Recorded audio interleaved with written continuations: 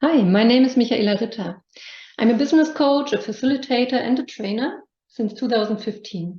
And yes, I'm working with a lot of different clients. And what most of my clients appreciate is the inspiring work atmosphere with me, and especially my background as a leader and my business background in general. So first I studied business administration in cooperation with an automotive supplier. And afterwards, I started my career as a line manager in food retail. I spent more than 11 years there. And I started as an area sales manager where I was responsible for 4 to 6 stores and about 100 people. Then I had a big change project. I was responsible as a change manager and a project manager.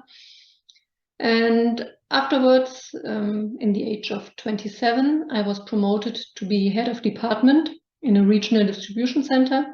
And this regional distribution center was responsible for 90 people and 90 stores and 1,300 people.